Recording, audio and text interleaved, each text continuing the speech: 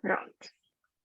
Bom dia a todos que já estão aqui com a gente. Temos uma quantidade boa já de participantes. Queria dar as boas-vindas a todos vocês a mais uma oficina de capacitação. Eu já perdi as contas de quantas foram. Semana passada a gente esteve com o Dr. Davi Metzger e o Leonardo Gano sobre abertura e gestão de escritórios. Hoje recebendo o Dr. Vernon Simões. Semana que vem temos mais, com o Dr. Ruggiero Liberato, também vai ser uma oficina muito incrível. Todas têm sido, né? São dicas práticas, teóricas, que têm sido muito valiosas para a prática da advocacia criminal. E também gostaria de dar as boas-vindas ao doutor Ian Alves, que é o secretário-geral, né, da Comissão da Advocacia Criminal. Também faço parte e também estou aqui representando a Comissão da Jovem Advocacia, que, em parceria, as duas comissões têm feito esse evento acontecer e recebemos vários elogios todas as semanas em relação a ele. E eu não vou me demorar muito, já vou passar a palavra para o doutor Ian, que vai ser o mediador dessa manhã, que vai tocar os trabalhos a partir de agora. Bom dia a todos presentes, né, que separaram um pedacinho da manhã para estarmos aqui comungando, né, de conhecimento. Hoje nós estamos aqui com o doutor Vernon Simões, né, que ele é advogado em foco em crimes aduaneiros e crimes digitais. Ele também é mestre em direitos e garantias fundamentais, né? Hoje, o nosso tema seria a análise comportamental e uso da tecnologia para se colher o perfil de interpretação dos atores processuais, né? É um tema bem diferente e acredito que nós estamos usando esse objeto o tempo inteiro, né? Na advocacia, nós, sem perceber, estamos aí sempre se conectando. Então, vou passar aqui a palavra agora para o Dr. Vernon, que vai nos abrilhantar com seu conhecimento. Bom dia a todos, queridos que resolveram acordar cedo numa manhã de frio para se preparar e estar presente nessa oficina de capacitação hoje. Agradeço o convite da comissão em nome do Ian, que está aqui representando ela. Apesar de eu também fazer parte da comissão e assim, encontrar o Ian em diversas ocasiões por conta dela.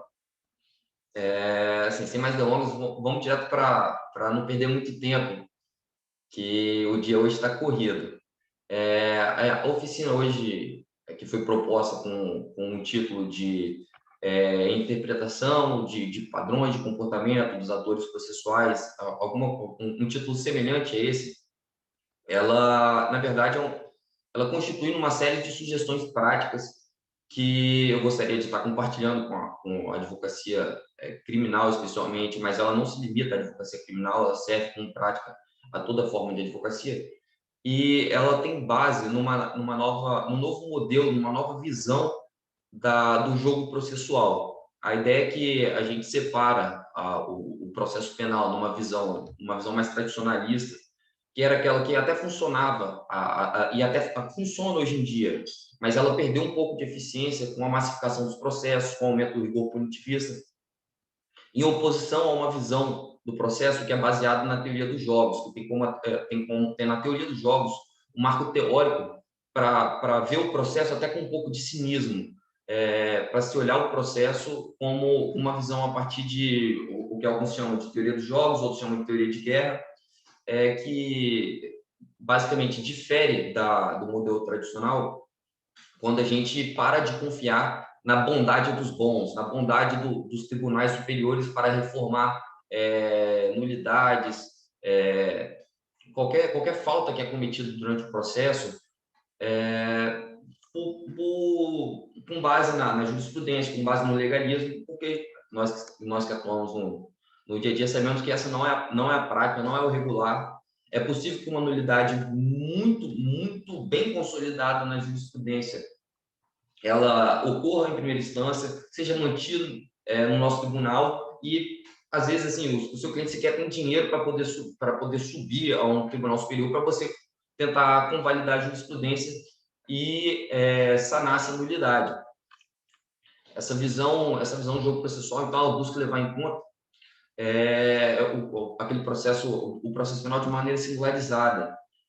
Ela busca ver o processo penal como um conjunto de ações de atores racionais, ou seja, aquele promotor ele é um ator racional, ele pode escolher fechar os olhos para alguma nulidade, por mais que ele saiba que aquela nulidade existe, porque ele tem um interesse maior na condenação. É a mesma coisa para um juiz. O juiz ele pode fechar os olhos, ele pode decidir, mesmo sabendo que a jurisprudência majoritária ela respalda o reconhecimento daquela nulidade, ele pode voluntariamente fechar os olhos para aquilo, para poder, olha só, um clamor social, um sentimento que o juiz tem de clamor social impele a condenação como um valor mais justo do que o reconhecimento da nulidade. Algo que a advocacia como um todo tem que combater. É o principal trabalho da nossa advocacia hoje em dia, infelizmente, né? Combater a má utilização do processo. E o que, assim, em termos práticos, em que constitui esse jogo processual penal de maneira singularizada? Diferentemente do modelo tradicional que assim, o cliente chega para você, fala que, olha, eu fui denunciado pelo Ministério Público pelo crime de tal, aconteceu isso, os fatos aconteceram de determinada maneira.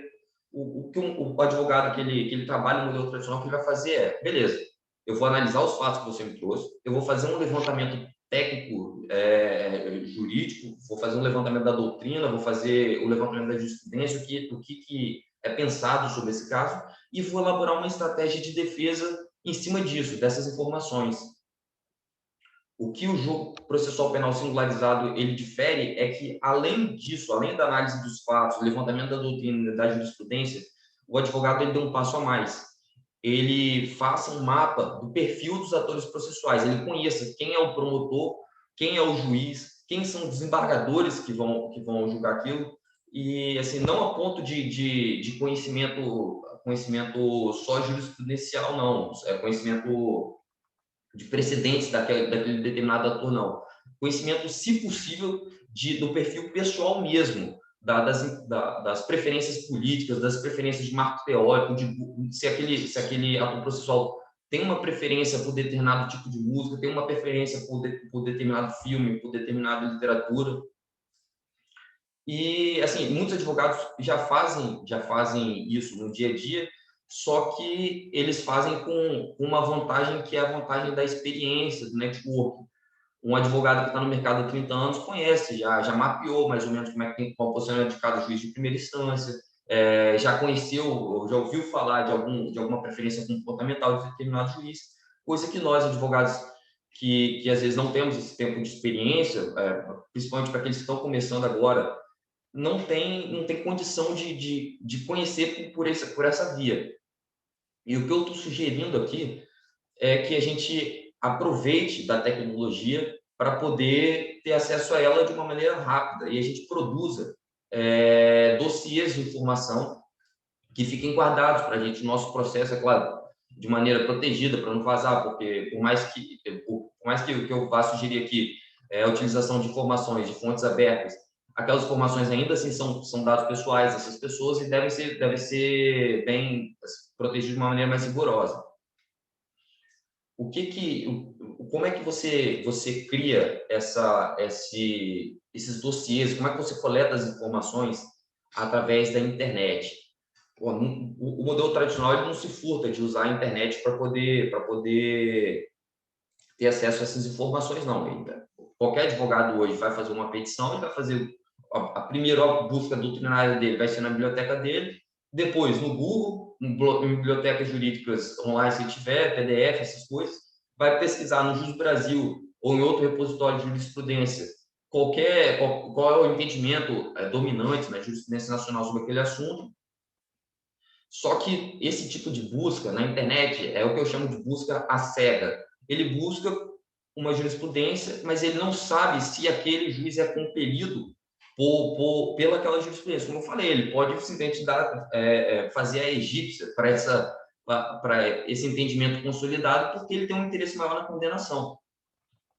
E como é que a gente, com o uso da internet, a gente ganha essa perda da eficácia retórica no nosso peticionamento, nas nossas sustentações, nosso comportamento em audiência? Bom, existe um conceito muito utilizado na área de cibersegurança chamado de OSINT, em inglês, é uma sigla para o inglês de Open Source Intelligence, que traduz para inteligência de fonte aberta. Antigamente as pessoas ainda é muito contratado hoje diminuiu por causa da LGPD, mas ainda contratado muita base de dados que alguma empresa levantou sobre os clientes dela. A Vivo tem uma série de informações sobre você, vendeu para Riachuelo, vendeu para TIM, vendeu para sei lá quem, o Facebook tem essas informações coletadas que você e vende, ele mercantiliza isso. Só que tem muitas informações que elas são de fonte aberta, que elas simplesmente estão no Google por causa de algum posicionamento seu que foi digitalizado em algum momento da vida. E como nós trabalhamos com um processo, esses processos se tornam grandes fontes de inteligência de fonte aberta.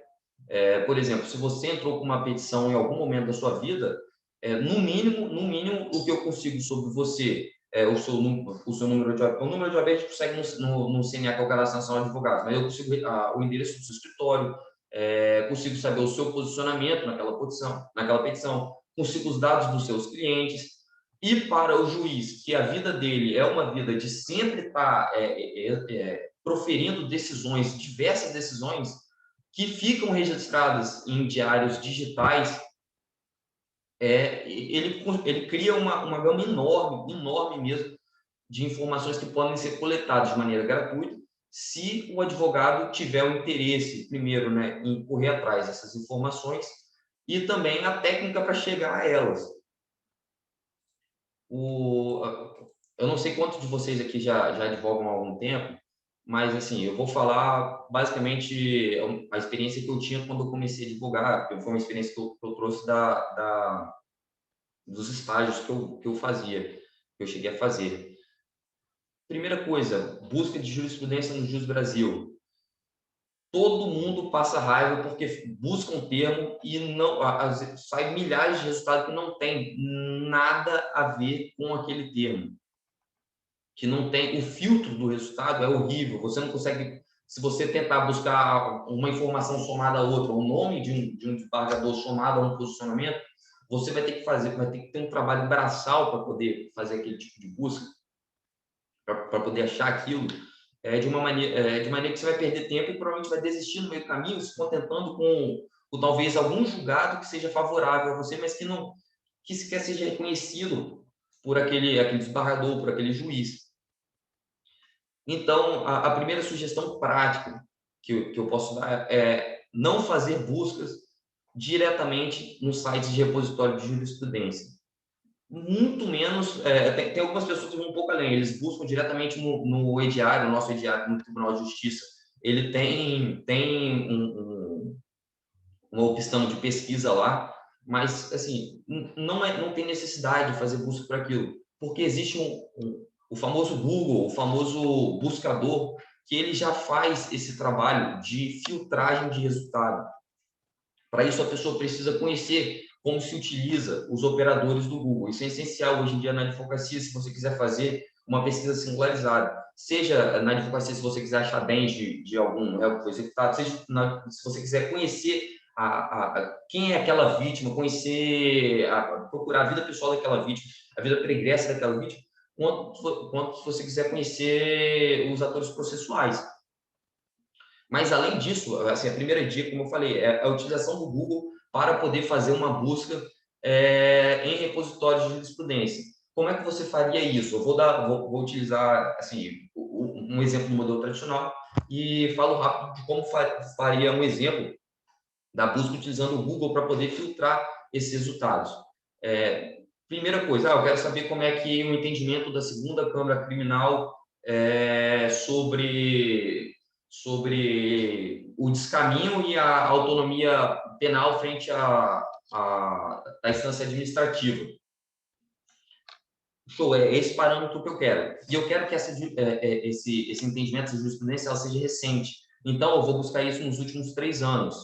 você vai lá, coloca no filtro do Jus Brasil desde 2019, 2018, e coloca lá, segunda Câmara Criminal, marca só TJ Espírito Santo e coloca os termos lá, descaminho, autonomia administrativa, autonomia penal, frente administrativa, você coloca esses termos. Só que o Jus Brasil, por exemplo, ele utiliza até com busca de sinônimos desses termos, primariamente ele busca esses termos separados, ainda que você coloca com aspas. Isso é ruim para quem quer achar resultado. Só que você pode poupar esse tempo se você usar o Google. Por exemplo, você coloca no Google, entre aspas, segunda Câmara Criminal, fecha aspas, abre aspas, TJES, fecha aspas, abre aspas, descaminho, fecha aspas, abre aspas, autonomia, fecha aspas, abre aspas, administrativa, fecha aspas. Isso significa que todos esses termos, entre aspas, vão ser procurados da maneira exata que eles estão. E aí você faz um macetinho que é simples. Você escreve, eu vou até mandar aqui no chat como é que seria. Só um segundo. Você escreve em URL mais Jus Brasil mais jurisprudência.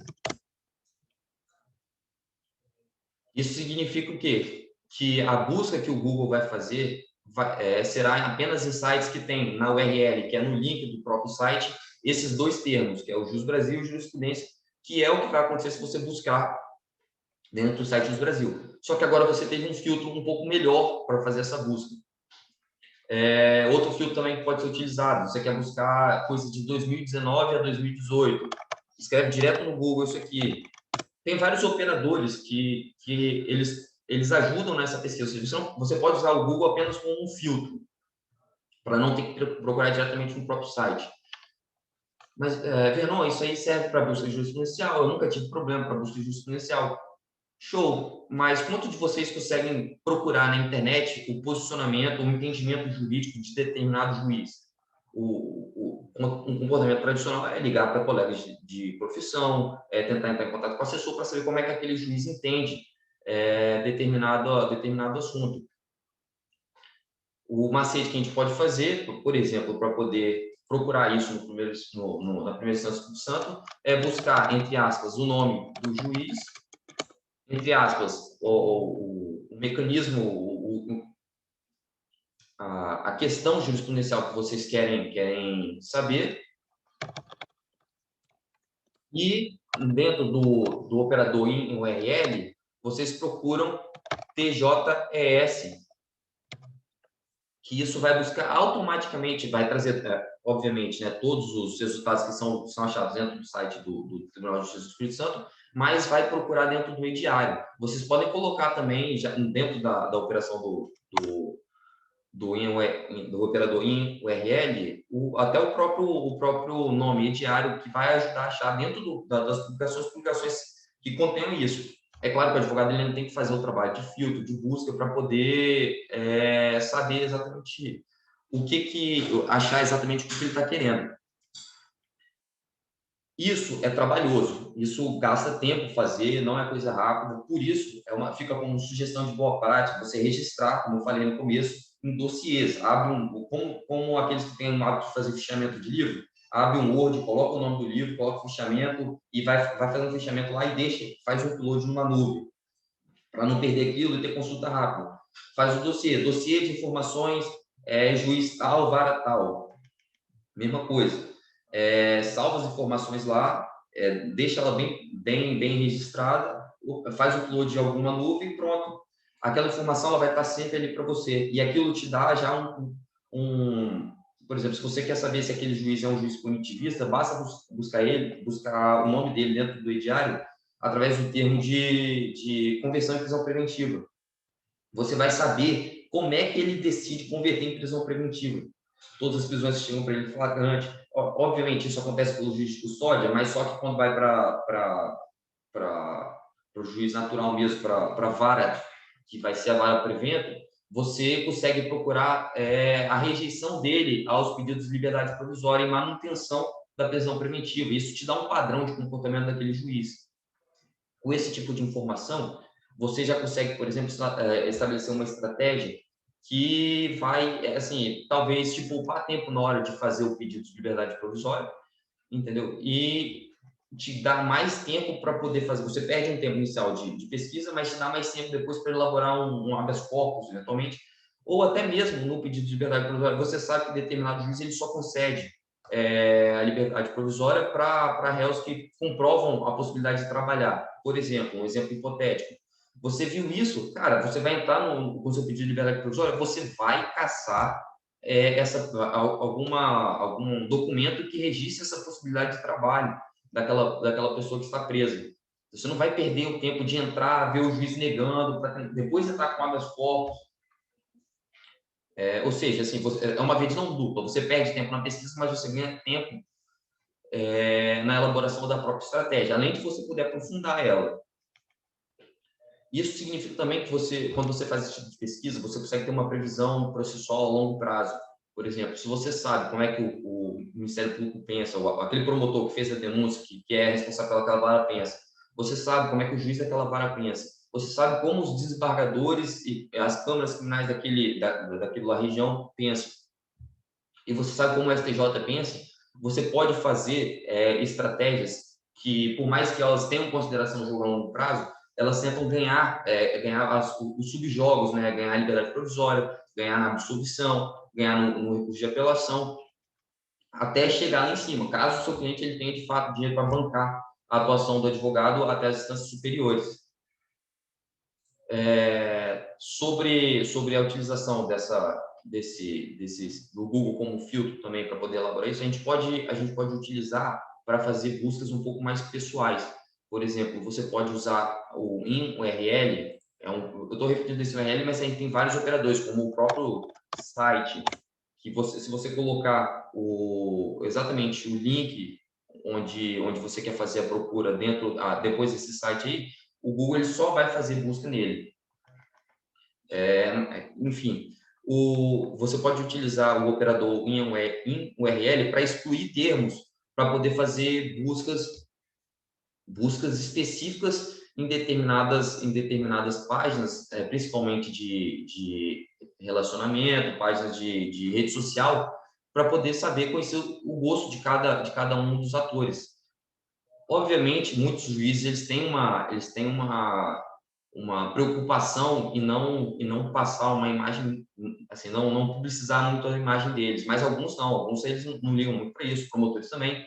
Então, tem páginas no Facebook até hoje lá que estão abertas a todo mundo, que se você clicar em sobre, você consegue ver tudo que aquele juiz curtiu, ou seja, as páginas, o cantor dele favorito, o tipo de música que ele gosta, o tipo de filme que ele assistiu. Você pode acessar posts passados dele para saber o que ele já comentou sobre time de futebol, sobre alguma série de televisão.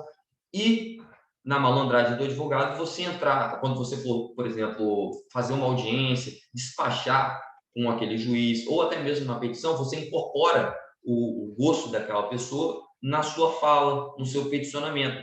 Por exemplo, eu sei que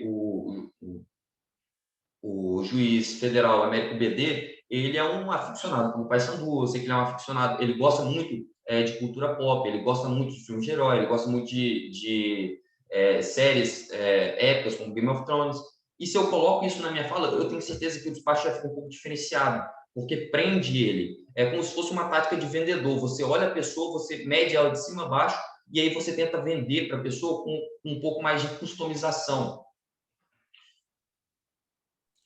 Vernon, Oi, pode falar, Ian. só um comentário. Nesse ponto é engraçado que logo no início da minha carreira, eu fui numa palestra de um advogado aqui de Vitória, muito famoso, e ele falou o seguinte, que uma vez, ele estava falando sobre sustentação oral e recursos especiais extraordinários. E aí, em uma vez dessa que ele foi ao STJ sustentar, antes ele foi despachar com o ministro, e então eles conversando, ele comentou sobre um livro, ele falou uma frase de um livro, que era um livro muito específico, que o ministro lá também gostava na ocasião. Então, chamou a atenção do ministro, o advogado ter lido aquele livro, eles acabaram conversando sobre aquele livro, e no final, o pleito dele foi atendido, né? Aí ele chamou a atenção, ele falou assim, olha, nesse caso, foi uma frase de um livro que eu falei que chamou a atenção do ministro, poderia não ter diferença, poderia, mas fez com que ele prestasse atenção em mim e na hora da minha sustentação oral ouvisse melhor o que eu tenho a falar. Então, é muito interessante essa questão dessa pesquisa, né, de conhecer ali o julgador, né, de sempre estar atualizado, né, não só como juiz, mas como pessoa, né, como um personagem. Então, a gente buscando isso pode sim ter ferramentas, né? Muito interessante isso, né? De até mesmo de convencimento, né? De agregar ali, trazer aquela pessoa para o seu lado. Sim, você cria uma ponte de conversa que melhora a eficácia da sua retórica. Assim, o juiz ele atende diversos advogados durante o dia.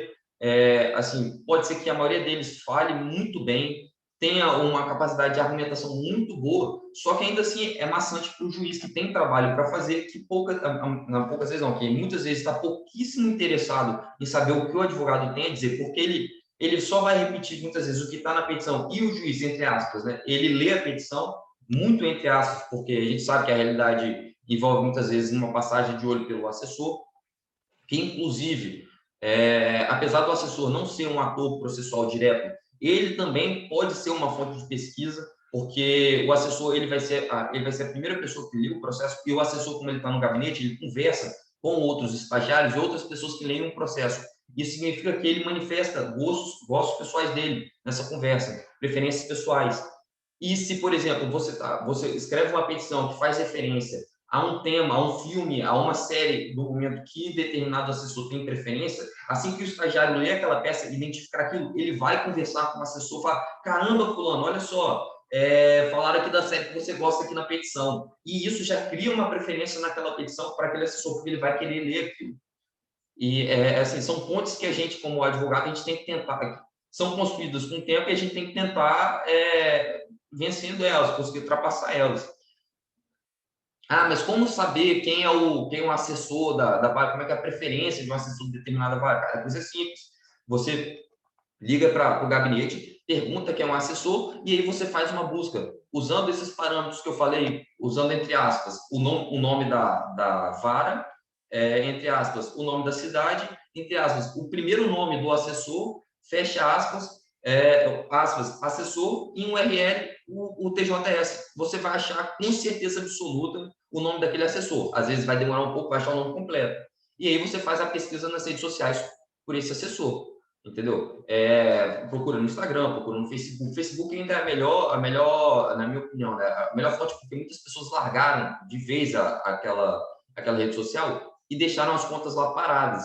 Então, assim, tem posts da pessoa de 10 anos atrás, tem curtidas, e que é uma fonte valiosa de informação para um advogado interessado, um advogado que quer conhecer aquelas pessoas. Assim, sobre o que o Ian falou, já aconteceu uma situação, só por curiosidade, eu fui um despacho com um juiz criminal ali em Vitória, e era o dia da pré-estreia de um filme do Star Wars, estava sendo bem, bem aguardado, e eu tinha feito essa pesquisa prévia, e eu sabia que aquele juiz, ele era um nerdão em Star Wars, ele gostava muito, eu gosto, mas assim, o cara, ele gostava muito, muito mesmo. E eu sabia que a possibilidade desse juiz, que é um cara que gosta muito, ir numa pré-estreia é uma possibilidade alta. Quando eu fui despachar, eu falei, desculpa eu estar um pouco ansioso, é porque eu sou fã de Star Wars, inclusive eu vou na pré-estreia hoje, estou querendo muito ver. E, cara, um despacho que demoraria coisa de 5 minutos, um despacho convencional, virou uma conversa de 1h30, que ia e voltava. Star Wars, processo. Star Wars, processo. E pronto, aquilo ali ficou diferenciado. 1 hora do juiz que ele deu para mim, que ele conversou, que acabou resultando assim, eu não sei até que ponto, eu não posso dizer até que ponto essa conversa ela implicou no resultado, se ela teve uma causalidade no resultado final do processo. Eu gostaria de acreditar que sim, porque o pedido que eu fiz, ele é convencionalmente rejeitado, inclusive por aquele próprio juiz. Mas, assim, às vezes a particularidade do caso em si mesmo poderia falar para o juiz o suficiente que dele dar uma decisão no mesmo sentido que ele deu. Só que, assim, a gente, como advogado, tem que continuar tentando. A gente não pode desfrutar da tentativa, até porque a pior coisa para o advogado criminalista, quando um cliente é condenado, não é nem a condenação, é você ver um cliente condenado sabendo que você não fez o que você consegue fazer para conseguir reverter aquela condenação, ou pelo menos dar um resultado justo para aquela pessoa.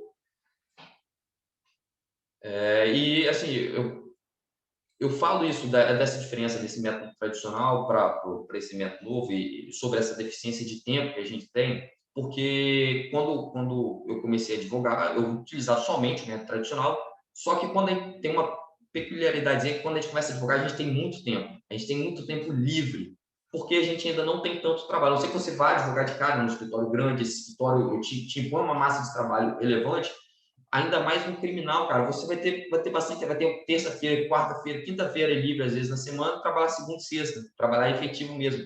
Então, aproveita esse tempo para poder fazer pesquisa, fazer dossiê, porque é um ano, 2 anos de carreira que você tem um pouco de tempo livre, mas que vai refletir. Enquanto aquele juiz continuar atuando, você vai ter aquela informação sobre ele. Enquanto aquele promotor continuar naquela vara, você vai ter aquela informação sobre ele. Entendeu? Enquanto os assessores, quando o assessor vai, ainda mais com a crise econômica que a gente está no país hoje, com a diminuição dos concursos, o assessor vai ficar lá 10, 12 anos. Então, você vai ter, durante esse tempo, informação sobre como funciona aquela vara. Isso pode até facilitar mesmo você fazer uma amizade com esses atores processuais, uma relação próxima, no caso. Com certeza, Vernon. Eu mesmo aqui vou dar 2 dicas, né? Sobre essa questão da pesquisa para descobrir quem é o assessor e como descobrir e tal. E juiz, um meio muito fácil, que eu acho que não sei se eu sou curioso demais. No portal da transparência do Tribunal de Justiça tem a lista com todos os servidores, todos os embargadores, juízes. Então, e lá tem a lista, né, com o servidor e aonde ele está lotado. Então, para descobrir assim, você foi na vara X, na 10ª vara criminal, e aí você chegou lá na 10ª vara, você viu aquele assessor, conversou, despachou e tal, mas não sabia quem era, como é que eu vou cativar essa pessoa na próxima vez que eu vier aqui? Então, você vai lá, pesquisa o nome e faz as pesquisas, né, de acordo com o que o Dr. Vernon passou, que é uma dica de descobrir rápido, né, o nome desse assessor. Outra dica de como cativar também, por exemplo, eu tenho uma vara em Vila Velha, uma vara criminal, que toda vez que eu vou no fórum, eu entro no cartório. Eles podem não gostar de mim, que eu não sei se eles gostam, porque as pessoas, às vezes, né, dão aquele sorriso falso, mas toda vez eu passo lá e falo, e aí, gente, como é que vocês estão? Não esquece do meu processo. Às vezes nem tem processo, às vezes não tem nada, mas eu vou lá e falo assim, não esquece do meu cliente não, hein, que ele está aí esperando só vocês decidirem aí. Então, até isso, assim, às vezes você brincar com o assessor ali, de dar poder a ele, né? Eu falo muito assim, às vezes chego para o assessor e falo assim, não sei o quê, sim, lá, e conversa, explico, e tento dar ali o meu, né, fazer com que eles comprem ali o meu jogo ali, e acaba que eu falo sempre no final assim, não, mas aqui quem decide a gente sabe que é o assessor, o juiz ali é só para assinar, então assim, às vezes a gente dá esse poder para eles se sentirem assim, importantes ali, eu acho que até você vai tentando conquistar, né, diversas formas, até mesmo para ter um êxito, né, nas demandas aí. Exatamente, assim, por mais que a gente tenha cada advogado tem uma estratégia pessoal de aproximação dos servidores, de aproximação dos assessores do juiz, que envolvam meios tradicionais, eu acho que a gente consegue, como você falou, usar de uma criatividade aliada à tecnologia para poder fazer essa aproximação. Como você disse, vamos utilizar o portal da transparência, pode até utilizar novamente o Google como buscador, como um filtro para pesquisa no portal da transparência, para achar a informação que você precisa. E aí, descobrir qual é o nome do assessor da 3ª vara criminal da Serra.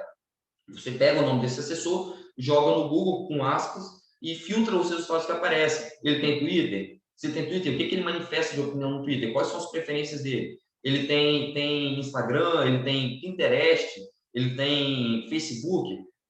informação ele tem. Se ele tem, eu acho, pelo nome dele, eu achei um e-mail dele.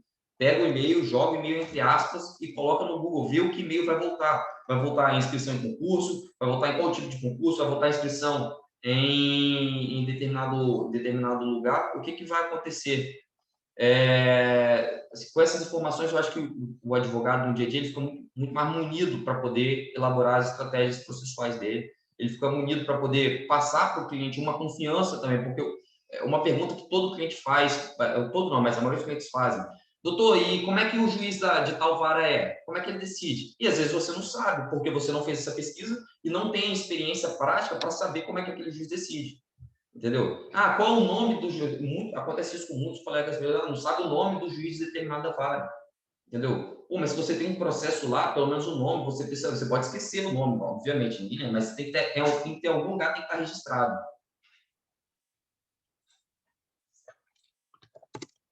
Eu não sei, por exemplo, se isso é uma prática já comum para alguns advogados. Eu conheço alguns advogados que já fazem isso, já tem esse hábito já, mas assim, a maioria dos advogados que eu converso, que eu conheço, isso, novamente, o modelo tradicional, o modelo reinante, é o que eles fazem. E assim, eu compreendo, porque é como a gente foi ensinado, como a faculdade ensinou a gente, e é como o tempo, como o tempo que a gente tem depois, com o passar da carreira, permite a gente trabalhar. Então, assim, a minha dica primária: utilizem o Google para fazer busca jurisprudencial, utilizem o Google para fazer busca pelos atores processuais e utilizem o Google conheçam os operadores de busca do Google, todos eles. Você vai achar, tem centenas de operadores. Conheçam todos eles, façam anotações de quais são os mais relevantes, vejam quais são os inúteis, porque terão alguns que serão inúteis para a gente, mas você vai poder, sabendo eles, você vai transformar a sua pesquisa, a sua possibilidade de fazer uma pesquisa de OSINT na internet muito, muito melhor, muito mais poderosa. Beleza, não consegui marcar, consegui pesquisar tudo que aquele juiz já fez na internet, mas assim, como é que eu transformo isso numa estratégia processual? Além de utilizar o gosto pessoal de determinado juiz, de determinado promotor, para criar o convencimento. Assim, eu vou dar um exemplo de um caso prático, que é um caso que acontece demais na nossa Justiça Federal aqui. Eu vou falar da Justiça Federal exatamente porque, como eles têm uma base de processo completamente digital, que é uma vantagem que a gente não tem aqui na Justiça para casos criminais, é uma vantagem porque lá, se você acha o número do processo, determinada decisão em determinado processo, você consegue procurar a íntegra da decisão e a íntegra do processo. Você consegue muito mais informação com isso. Aqui a gente fica limitado ao que é de fato publicado, a não ser que você se dirija fisicamente e peça cópia dos autos se ele não tiver arquivado para você dar uma olhada. Um caso muito comum, que eu estava falando na Justiça Federal do Estado, é o seguinte: em questões de importação e exportação, muitas vezes a pessoa é denunciada pelo descaminho porque ela subfaturou, uma importação, e na declaração de importação ela colocou um valor menor do que o valor de mercado. Ela foi pego pela alfândega, teve uma representação penal, fiscal para fins penais. Essa representação foi para o Ministério Público, o Ministério Público denunciou aquela pessoa por descaminho e falsidade ideológica. Acontece que, pela dogmática penal, o descaminho ele absorve o crime de falsidade ideológica como pelo princípio da construção, porque a falsidade ideológica ela seria um meio para o descaminho. Só que também tem uma construção jurisprudencial, que o descaminho ele só é descaminho se houve a constituição de um crédito que não foi pago. Porque se houve a constituição de um crédito e esse crédito foi pago, não tem descaminho, porque a pessoa não elidiu o tributo. E o que acontecia? A pessoa era denunciada pelo Ministério Público por causa de descaminho, aí, simultaneamente, a alfândega ela fazia esse lançamento fiscal e a pessoa que tinha sido pega no subfaturamento pagava o lançamento fiscal. Aí chegava no final do processo, o juiz falava: olha só, descaminho, mas está pago, então não é descaminho, vamos matar esse processo. Aí o Ministério Público, como um agente racional, um agente que joga para além das regras, joga pelo jogo processual penal, ele pensou o seguinte: então não vamos denunciar essas pessoas por descaminho, não. vão denunciar essas pessoas por falsidade ideológica. Porque quando você denuncia só por falsidade ideológica, tecnicamente, ele vai sustentar que aquilo não houve descaminho, ou seja, houve só a falsidade ideológica, e a falsidade ideológica em si, ela causa um dano, causa uma lesão a algum bem jurídico comum que justifica aquela denúncia. E aí, quando chega, se você não conhece, por exemplo, o posicionamento do juiz, que ele reconhece que o descaminho absolve a construção, daquele juiz específico de primeira instância, que ele reconhece que aquele tipo de caso é um caso semelhante àquele, quando chegar em primeira instância, quando chegar no julgamento da sentença, você vai... É simples, você vai provavelmente rodar com o seu cliente se você não alegar esse tipo de defesa com ele. Porque o juiz, de fato, é só falsidade ideológica, não é descaminho, então, assim, não importa se foi pago ou não, porque a falsidade ideológica de fato existiu. E se você sabe que o entendimento do juiz de primeira instância é esse, e o entendimento das câmaras criminais, no caso do Tribunal Federal, é contrário ao juiz de primeira instância. Ou seja, por mais que o juiz absolva, quando chegar no tribunal, eles vão reformar a sentença para poder condenar o seu cliente por descaminho. Você consegue saber, olha só, talvez para o meu cliente não vale a pena ele pagar essa tributação, porque não vai garantir para ele a absolvição pelo crime de descaminho. Então, você já elabora uma outra estratégia processual que vai ser um pouco menos onerosa para o seu cliente, ou você talvez foque em atacar, por exemplo, a própria denúncia. Por exemplo, é muito comum, novamente, nesses casos de importação, o Ministério Público denunciar, a pessoa fez importação de 5 containers, desses 5 containers, os 5 foram por declarações de importação diferentes, mas todos eles têm o mesmo produto. Aí o Ministério Público, na sacanagem, ele vai e denuncia por 5 ocorrências de falsidade ideológica diferente. Mas aí se ele denunciasse por 5 descaminhos, e você sabe que o juiz entende que descaminho ele deve ser absolvido, e o tribunal, por exemplo, não conhece essa possibilidade, você vai dar uma orientação para o seu cliente. Se, no caso, você sabe que o juiz não reconhece o descaminho, ou no caso do Ministério Público, ele sabe disso também, então ele denuncia só por falsidade ideológica, você sabe que, olha só, nesse caso, talvez seja melhor eu atacar a denúncia do Ministério Público para transformar aquilo em um crime continuado. Porque quando vira crime continuado, eu já consigo pedir a suspensão condicional do processo. Entendeu? Ou seja, a chance de ser absolvido diminuiu, então talvez valha mais a pena você só lutar pela suspensão condicional. Esse tipo de análise, de estratégia processual que você consegue fazer quando você conhece o comportamento de cada ator processual. E, novamente, isso não vem só pela experiência, isso vem com pesquisa profunda vem com pesquisa profunda de como eles se comportam, de como cada um se comporta, para você até fazer essa previsão de risco mesmo. E se você fizer uma pesquisa, tiver um dossiê muito bom, isso significa que quando o cliente chegar para você com o caso, você já vai conseguir dizer para ele de cara, olha só, cara, a chance de você ser condenado ou ser absolvido nisso aqui é tanto. Porque o juiz de determinada vara, ele entende desse jeito, o promotor entende desse jeito, a nossa primeira e segunda Câmara entende de determinado jeito. Se você tiver dinheiro para ir para o STJ, a chance de cair em uma das câmaras criminais lá é tanto, ou seja, e cada uma delas entende desse jeito, você consegue fazer até um cálculo percentual. É claro que o cálculo percentual é meramente ilustrativo aqui, porque você não consegue precisar isso exatamente porque um processo demora anos, as câmaras elas trocam os juízes assim, eventualmente por causa de aposentadoria, o entendimento ele muda também com o passar da litigância. Alguém tem alguma pergunta, alguma dúvida? Ou até alguma sugestão de utilização prática dessa elaboração de estratégia a partir do uso da tecnologia, ou se não, até mesmo, como o Ian falou, utilização de algum determinado site para buscar essas informações, utilizar o Google para filtrar esses sites por informações. Se tiver, joga aí no chat que a gente vai conversando.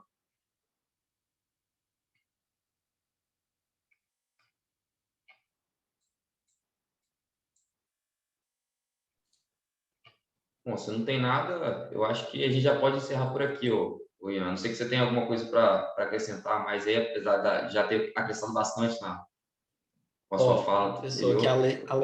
Alexandra ou Alessandra, dos Reis Silva, colocou a seguinte pergunta: tem algum aplicativo que recomenda para pesquisa? Google, é Google. É utilizar o Google para pesquisar em outros sites da internet. Utilize esses operadores que eu falei anteriormente, o INURL, o site, o mais, o menos para excluir termos, utiliza o parênteses para poder, como eu falo, precisar quais termos você quer excluir, de onde você quer excluir eles. Utiliza o asterisco também, que é um operador do Google muito bom, que ele serve como uma espécie de coringa. Você, por exemplo, você quer procurar algum e-mail de uma pessoa. Você sabe que o e-mail da pessoa tem necessariamente um arroba e tem um ponto com no final. O Google ele não pesquisa pontuação. Então, o que você faz? Você coloca, entre aspas, arroba, asterisco, com, fecha aspas, e em outra aspas você coloca o nome daquela pessoa. Aquilo te traz uma chance muito grande de você achar o e-mail daquela pessoa. É claro, às vezes não vai detonar, porque o nome daquela pessoa não foi indexado junto com o e-mail dela, às vezes só o primeiro nome. Se você utilizar só o primeiro nome com arroba, com, e o arroba asterisco com, você não vai conseguir, talvez, achar o e-mail de uma pessoa específica, porque tem várias pessoas com resultados parecidos. Não, mas aí eu recebo mês a mês e depois é o retroativo, é isso? O Vernon, se puder, me explica aqui novamente como essa pesquisa do URL, só para o pessoal pegar aqui de novo também. Né? Seria, eu coloco em URL no Google mesmo, aí eu coloco mais, o site que eu quero, no caso, vamos dizer, exemplificar o Jus Brasil, mais o conteúdo da jurisprudência. Isso. Por exemplo, eu quero saber em quais processos o Ian ele atuou em segunda instância no Tribunal de Justiça do Espírito Santo. Como é que seria esse tipo de pesquisa? Aspas, Ian Alves, fecha aspas. Se eu souber o número da OAB dele, OAB, coloca o número. Se não souber, pode ser isso. Coloca, eu quero saber em quais casos ele atuou por exemplo, sonegação. Sonegação, coloca em URL, aí você coloca em qual site você quer pesquisar isso. Você quer pesquisar no Justiça Brasil, você quer pesquisar no Diário de Justiça do Espírito Santo? Aí você não quer compartilhar sua tela aqui para a gente ver como é que é essa pesquisa? Seria interessante. Você consegue ir. Deixa eu ver se eu consigo aqui. Acho que eu não consigo compartilhar agora não, cara, porque eu tô com duas telas, eu não tô conseguindo formatar elas. Tá, eu vou tentar compartilhar a minha aqui então. Ó, vocês estão vendo aí o meu Google. Tá vendo o meu Google? Aí aqui eu tenho que colocar o quê? Se você for pesquisar só no site do Tribunal de Justiça, por exemplo, clica ali na barra de pesquisa e antes coloca o seu nome entre aspas. Meu nome entre aspas, Alves. Fecha aspas. Aí agora você coloca em URL, dois pontos, mais TJS. Pode dar Enter. Coloca um mais junto do dois pontos. Aqui vai achar todos os links que no link, por algum motivo, tem a palavra TJS. O primeiro, Jus Brasil, ele está indexando um processo que está no Tribunal de Justiça do Espírito Santo. O segundo, mesma coisa. No LinkedIn, provavelmente... Mas aqui, já apareceu mais embaixo, ó. Isso aqui, o Tribunal de Justiça. Olha só ali que no link do Tribunal de Justiça tem escrito ediário.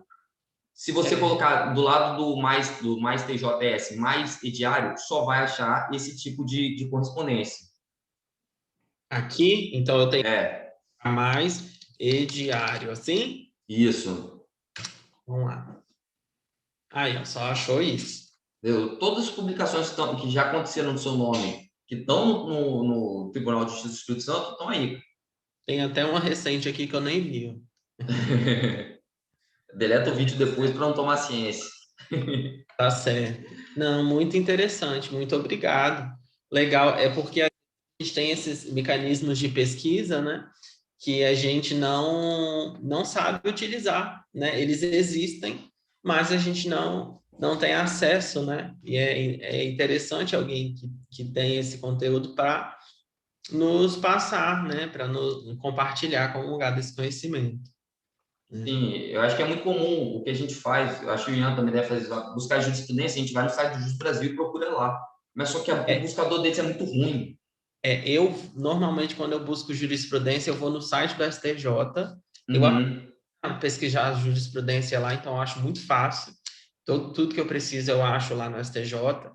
E no final das contas, assim, né, fazendo assim uma meia crítica, o tribunal daqui ele é muito resistente, né, à jurisprudência uhum. superiores. Então, ele faz o que se quer. E aí, no final das contas, acaba que a gente precisa ir ao STJ muitas vezes. Então, eu já colaciono aquelas jurisprudências ali, até meio para pré-questionar aquela matéria em tese que deveria ser, mas não é feito, mas eu já deixo ali, assim, para iniciar aquela análise, né? Então, para posteriormente levar às instâncias superiores. Mas eu sempre pesquiso no STJ, pesquiso no site do TJ também. É muito ruim de pesquisar, mas eu pesquiso Uhum, a jurisprudência do TJ. Às vezes acho alguma coisa, mas eu uso também o Jus Brasil, eu uso o Lex Master, né? uhum. Não sei a pronúncia mais adequada, mas eu também pesquiso nesses três. O Jus Brasil, o ruim dele é que às vezes ele não acha jurisprudência muito recente. Uhum. Eles acham assim, 2019, 2017, 2011, e ele muda as palavras da sua pesquisa. Sim, Dá um exemplo aqui: progressão de regime, fração hediondo. Aí ele vai colocar assim, a fração do crime hediondo de 3/5 de 50%. Ele muda as suas. sim. Então, às vezes, eu não gosto por isso. Mas, às vezes, é bom te pesquisar também. E você tem que pagar para poder copiar, né? Porque a gente quer copiar aquela jurisprudência. Tem um macetinho que você, utilizando o Mozilla Firefox, você não precisa pagar. Acho que até pelo Chrome dá para fazer isso. Você muda uma configuraçãozinha do próprio navegador. Tem site ensinando a fazer isso, até para site de notícia mesmo. Para quando você der Ctrl+C, ele não te bloquear, não. Mas a gente não vai ensinar atos ilegais aqui, né? Então, É, exatamente. brincando. Mas eu normalmente anoto o número e vou na fonte. Eu não Uhum, no Jus Brasil, eu não sei porque eu prefiro ir lá no site do tribunal. Se for uhum. MG, se for TJ de São Paulo, se for STJ, eu copio só o número da decisão da jurisprudência e colo lá no mecanismo de pesquisa do tribunal correspondente e copio a decisão na íntegra, né? Pego a decisão na íntegra, às vezes até mesmo inteiro termo, se for necessário. Então, esses são os meus mecanismos aí de pesquisa, né? Ó, fica uma dica, Ian, para a próxima vez que você quiser buscar no Jus Brasil, utilize os operadores do Google buscando no Jus Brasil, porque não vai acontecer isso de buscar palavras diferentes, entendeu? E você consegue colocar o ano. Se você colocar o ano no final, 2021, só vai achar coisas de 2021. Você quer de 2020 a 2021, 2020, ponto, 2021. Então, por exemplo, Entendeu? deixa eu, só para o pessoal entender aqui, eu vou compartilhar mais uma vez essa página aqui. Então, seria assim, eu colocaria, por exemplo, progressão, entre aspas, né? Isso.